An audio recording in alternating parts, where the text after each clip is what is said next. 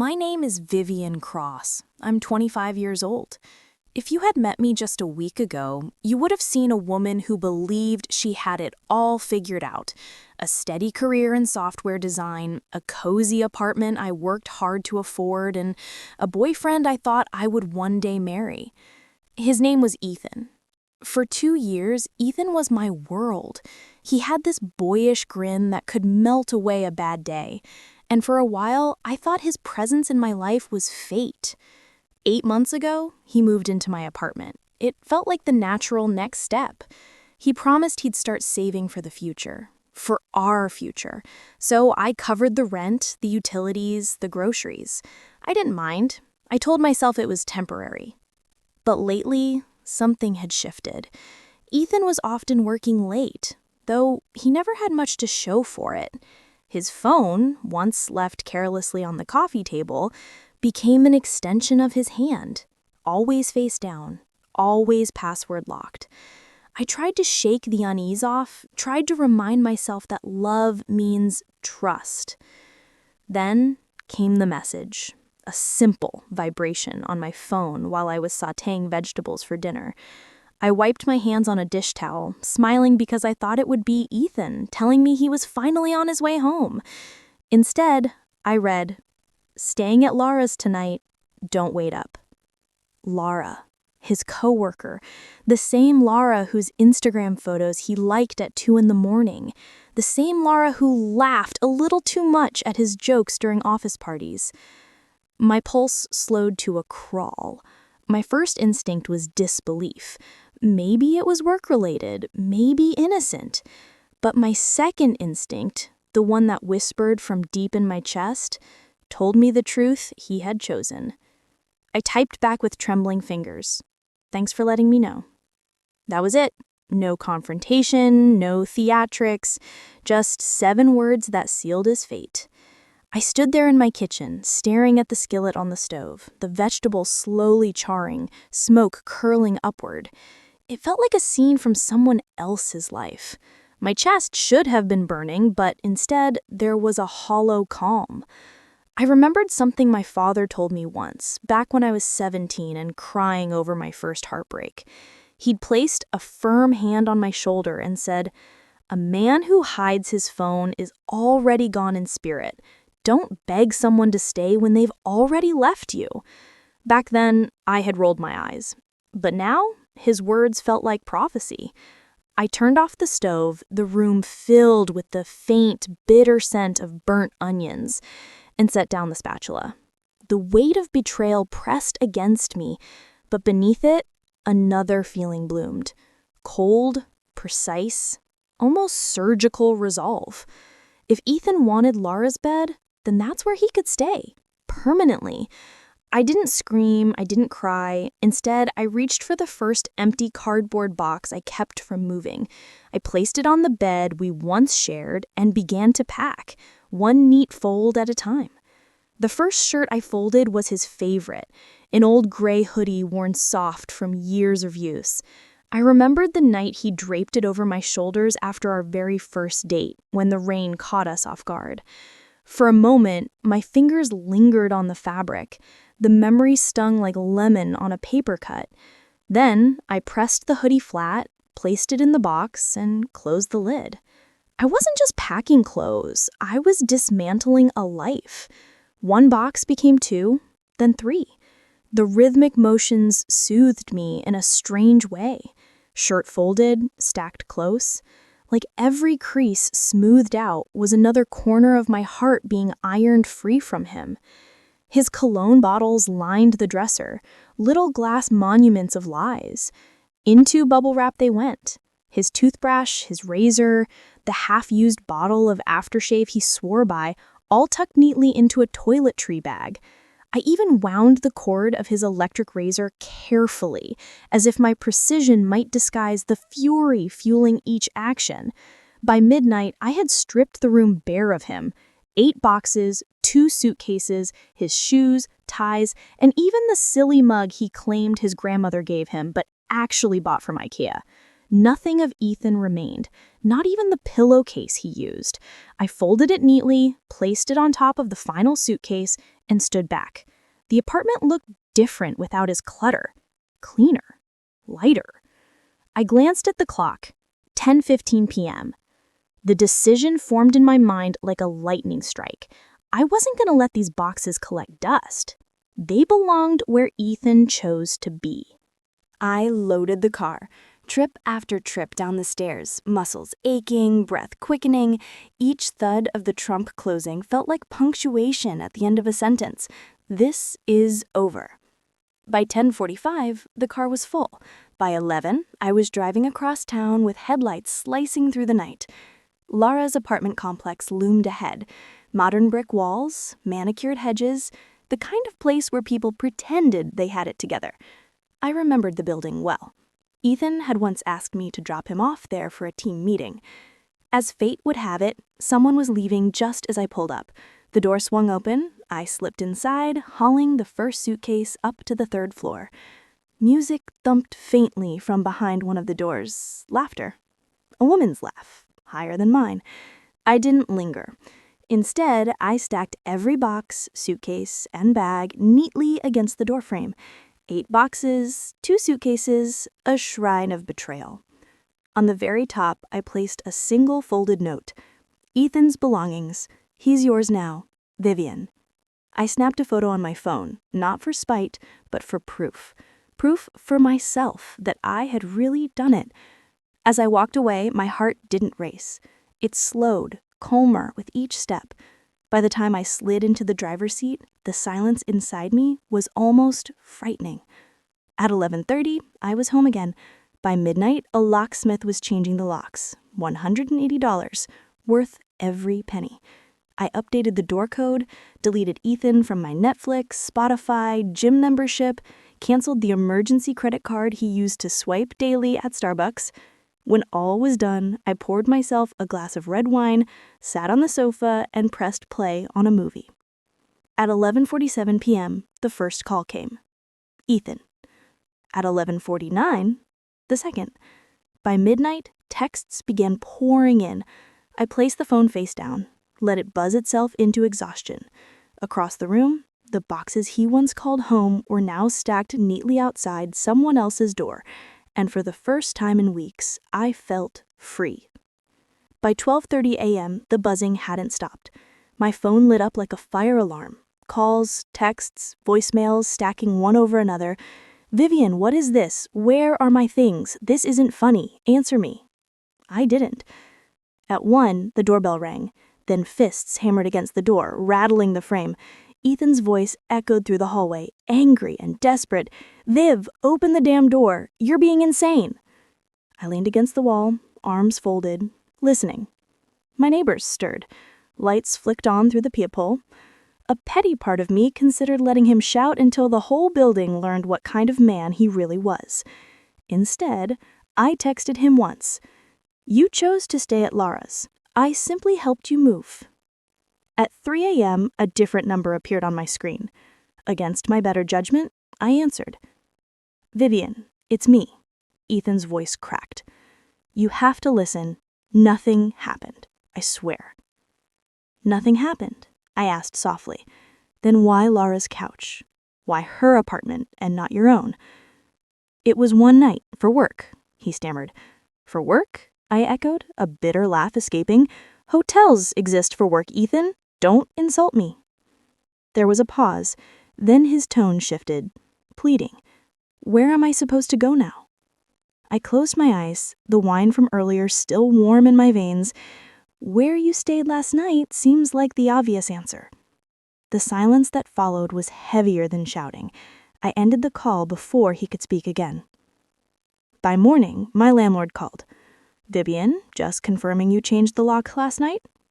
Yes. He chuckled. Figured. Your boyfriend showed up at my office claiming it was all a mistake, demanding a spare key. Ex-boyfriend. He swore he was on the lease. He's not. Never has been. Good to know. I concurred.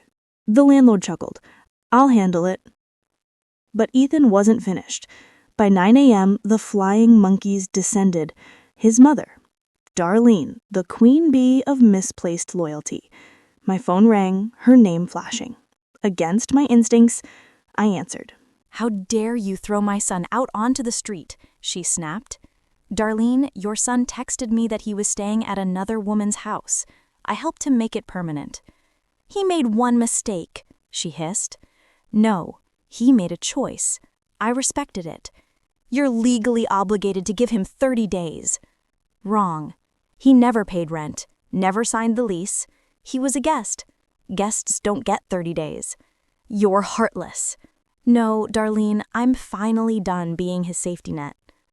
She hung up on me, but not before I caught the wavering edge in her voice, as if deep down she knew exactly who her son was. When I set my phone down, I noticed something unexpected. My hands weren't shaking. For the first time in months, I felt steady. Of course, I knew Ethan wouldn't let go easily. Men like him never did. And as the sun rose higher, I sensed it in my gut. This was only the beginning. By noon, my phone was vibrating again, this time from an unknown number. I let it ring out, but curiosity got the better of me when it came back a second time. "Vivian?" The voice was sharp, male, angry. "This is Lara's boyfriend, Ryan. You mind explaining why a mountain of Ethan's crap is stacked outside her door?" I almost laughed. "Why don't you ask Lara or Ethan? They've been doing plenty behind your back." "That's not," he started, but I cut him off. "Check Ethan's messages. His iPad was still signed into my Wi-Fi. I saw enough screenshots to last me a lifetime." Silence. Then a muttered curse before he hung up. It was only a matter of time before Ethan himself called again. This time, his tone wasn't pleading. It was twisted into something smug, rehearsed. "Viv, it wasn't what you think. It was a test." A test. My laugh was sharp, humorless. "If you really loved me, you'd fight for me. You'd be jealous. That's what women do when they care. You failed, Viv. You didn't fight." The audacity almost stunned me into silence. Almost. "You wanted a dog, Ethan. I'm not one. I don't chase, I replace." His voice cracked, no longer smooth. "Replace me with who?" I let the pause hang, then delivered the line like a dagger. I already texted Marcus. "Coffee tomorrow." The silence on his end was delicious. Marcus, the one man Ethan always accused me of liking too much, the man he called a threat just for existing in my orbit. Truthfully, Marcus and I had never been more than friends, but Ethan didn't need to know that. "You wouldn't," he whispered. "Watch me," I replied. That's when the campaign began. By evening, my phone lit up with alerts. Ethan had plastered Facebook with a post. "My ex is unstable. She threw me out on the street. She's abusive. Don't believe her lies." Classic deflection. But I was prepared. With one screenshot, his text about Lara, his late-night emojis, his whispered promises, I sank his narrative before it even had legs. His own friends messaged me privately, some apologizing, some saying they were done with him. Even Mia, my friend who had once defended him, wrote, "I'm so sorry, Viv. He's toxic. Stay strong." By nightfall, Ethan's post was gone, deleted. But the damage was done, not to me, but to him. And still he couldn't stop. At 2 a.m., another message came from him, this one almost pitiful. "I was setting up a future for us. Lara meant nothing. You'll regret leaving me." I stared at the words, my jaw tightening. The lies were endless. But deep in my gut, I knew the truth. Ethan wasn't just flailing. He was plotting his next move. And men like Ethan didn't go quietly. The morning after his smear campaign fizzled, I thought I'd finally get some quiet. I was wrong. At 9:15 a.m., my phone buzzed with a fraud alert. Someone had tried using the emergency credit card I'd canceled weeks ago. Declined. 10 minutes later, another alert. A credit application filed in my name. Ethan. My pulse didn't spike. My hands didn't shake. Instead, a chilling steadiness washed over me. I called the bank, confirmed the attempt, and then dialed the non-emergency police line. Attempted identity theft is a felony, Miss Cross, the detective told me after I filed the report. Would you like to press charges? I'll think about it, I said, though inside, I already knew the answer. By noon, the consequences multiplied. My LinkedIn pinged. Ethan's boss had viewed my profile. A message followed shortly after. Hi, Vivian. Odd question. Has everything been okay with Ethan? He listed you as his emergency contact. Also noticed a salary advance request with your name mentioned. I didn't sugarcoat it. We broke up 2 days ago. He stayed overnight with his coworker, Lara. They've both been calling in sick. There was a pause, then, interesting coincidence. We have a strict fraternization policy. Thank you. By 3 p.m., Ethan called from an unknown number, his voice ragged with fury. You got me fired. No, I said calmly. You got yourself fired by dating a coworker and lying about it. I wasn't dating her, he snapped. Your boss seems to think otherwise. How am I supposed to live without a job, without money? Maybe Lara can support you, I replied, sweet as poison. Oh wait, she got fired too. His rage spilled into incoherence before the line went dead. Later that evening, another call, this time from his mother. Her voice was softer now, almost begging. Vivian, please, he's learned his lesson. Don't press charges. You'll ruin his life. I pressed the phone closer, staring at the quiet apartment around me, free of his presence. Darlene, I said evenly. He tried to steal my identity, twice. He ruined his own life. I just won't carry the blame for it. There was a long silence, then the sound of her muffled sobs before she hung up. For the first time since this began, I felt something close to satisfaction. Not because Ethan was crumbling, but because the mask had finally fallen. Everyone else could see him now, the selfish boy who played games until he lost. Still, in the back of my mind, I knew cornered men rarely retreat. They lash out, and I hadn't seen the worst of Ethan yet. Saturday afternoon, I was making coffee when a deep rumble shook the street outside. Through the blinds, I saw a U-Haul truck parked crookedly at the curb. Ethan, he wasn't alone. 2 of his cousins, Rodney and Derek, climbed out of the cab, muscles flexing under cheap tank tops. Ethan strutted behind them like a general, marching into battle. My heart didn't race. I'd been waiting for this. I opened the door just enough to watch. Rodney was already fiddling with the lock, Derek holding patio chairs toward the truck. Ethan stood with arms crossed, smirking like he'd already won. That smirk faltered when the front door opened wider, and my brother Noah stepped out beside me. Noah, broad-shouldered, ex-college wrestler, the kind of man who could silence a room with a look.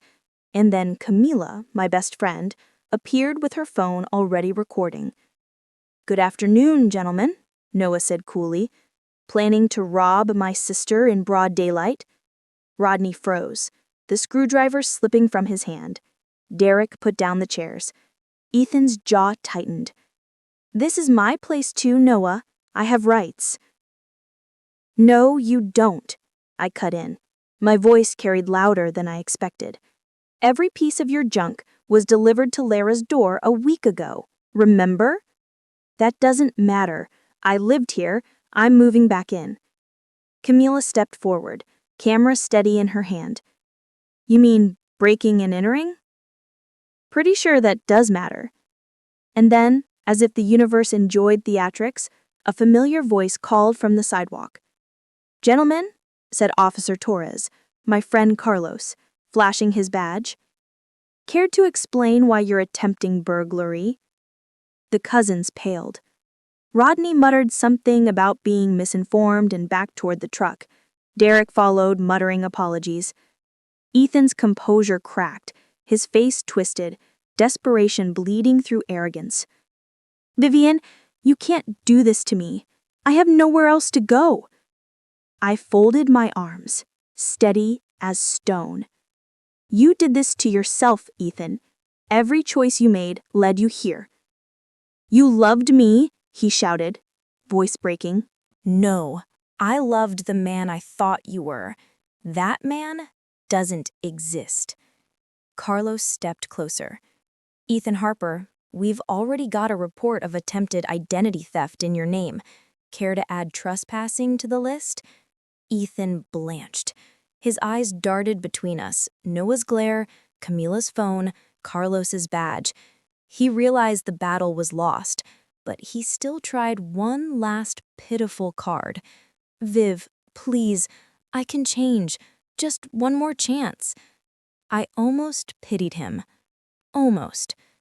You had your chance the night you chose Lara, and the night you forged my name, and every moment you lied instead of telling the truth. The silence stretched, until finally Carlos pulled out his radio. Dispatch, I've got a suspect here. That broke him. Ethan turned, bolted toward the U-Haul, but the cousins had already abandoned him, driving off without him. Carlos caught his arm easily. Ethan didn't even resist. As they led him away, his voice cracked over his shoulder. You'll regret this, Vivian. You'll regret losing me. I held the doorframe and spoke clearly enough for the whole block to hear. No, Ethan. I'll regret ever letting you in. The U-Haul disappeared down the street, and with it, the last of his power over me. For the first time in months, my apartment was quiet, truly quiet, and in that silence, I felt something bloom. Peace. The week after Ethan's arrest was strangely calm, like the air after a hurricane. My apartment, once heavy with his presence, felt lighter. The sunlight streamed in more warmly, the silence no longer suffocating but comforting. I spent the first few mornings relearning simple pleasures, making coffee without wondering if he drained the last of the beans, playing music at full volume without his complaints, stretching across the bed without running into his restless body. Freedom was quiet, and quiet was beautiful. Still, there were echoes, his mother leaving voicemails that oscillated between begging and blaming, old acquaintances trying to stir gossip. I let them all go to voicemail. I owed them nothing. Then, one evening, my phone buzzed with a message from Marcus. Hey, wanna grab coffee this week? No pressure. I stared at the text for a long moment, my chest tightening. Not with dread this time, but with something gentler. Hope. When we met, it wasn't dramatic. No fireworks, no cinematic soundtrack. Just two people sitting across from each other, sipping coffee, laughing at small things. And for once, I wasn't waiting for the other shoe to drop. Marcus asked questions, listened, never glanced at his phone when I spoke. The simplicity of it felt healing. We've taken it slow since then, cautious but steady. And maybe, just maybe, I'll let myself believe that real partnership exists. Not the kind built on smoke and manipulation, but on respect. One night, I walked through my apartment, glass of wine in hand, pausing by the door where Ethan once pounded his fists, screaming for entry. The wood was smooth again, repainted. The ghosts were gone. I thought of my father's words. When someone shows you who they are, believe them. Ethan showed me, and I believed him. Finally.